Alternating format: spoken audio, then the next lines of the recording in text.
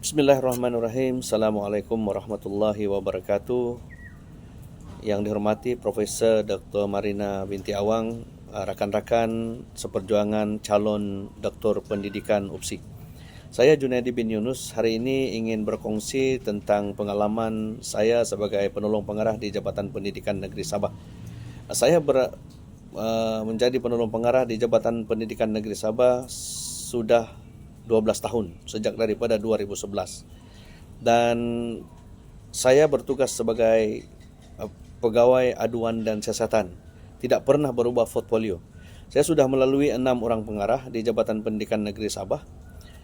Dan banyak pengalaman sebenarnya yang menjadi iktibar dalam hidup saya dan mungkin juga menjadi iktibar kepada kaki tangan warga pendidikan yang lain. Antara yang saya tidak lupa adalah apabila saya diarahkan untuk menyiasat ketua jabatan saya sendiri di Jabatan Pendidikan Negeri Sabah, yaitu pengarah. Untuk makluman, daripada 6 orang pengarah yang saya telah lalui, 4 orang daripada mereka ini saya pernah menyiasat atas arahan Ketua Setiausaha Kementerian dan juga Ketua Pengarah Pendidikan Malaysia. Sudah tentu apabila arahan itu kita terima dan menyiasat ketua jabatan kita sendiri, keadaan itu sangat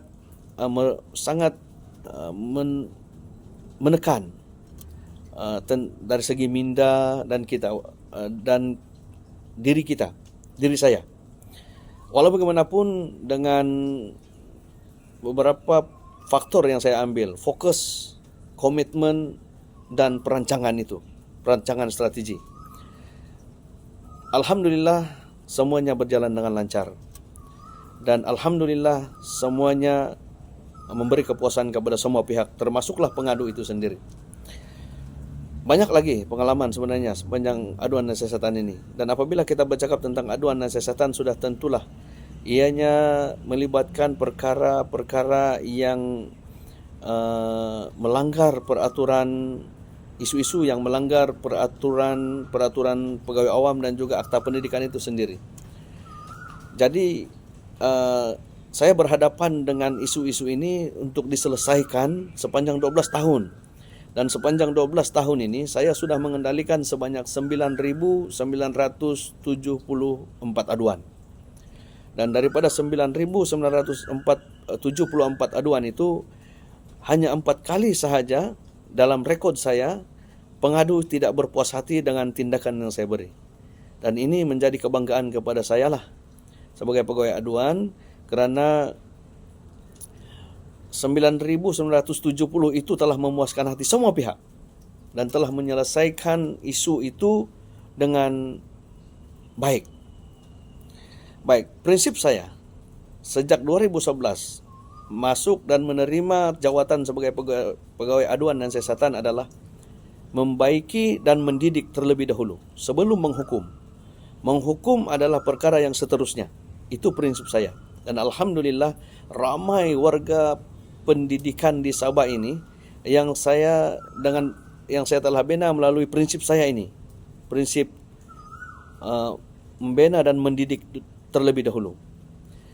Banyak sebenarnya kaki tangan yang kalau nak saya kongsikan di sini, antaranya ialah ada warga pendidikan kita ini ramai sebenarnya, bukan ada, ramai yang sudah pun berada di atas bangunan untuk menamatkan kehidupan. Tetapi apabila kita mengambil pendekatan, saya mengambil pendekatan membina, mendidik dan membimbing terlebih dahulu, Alhamdulillah orang-orang ini atau warga pendidikan ini hari ini telah menjadi kaki tangan atau warga pendidikan yang komited dan cemerlang dalam tugas. Alhamdulillah.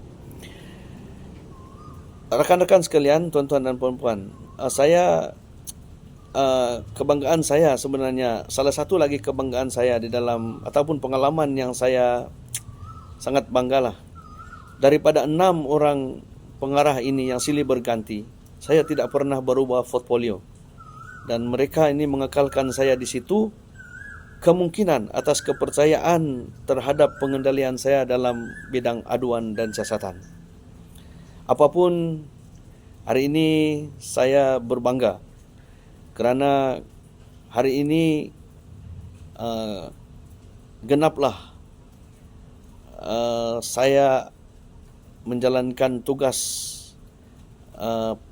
sebagai pegawai aduan dan siasatan selama 12 tahun di Jabatan Pendidikan Negeri Sabah. Itu saja perkongsian saya untuk hari ini. Semoga kita bertemu lagi.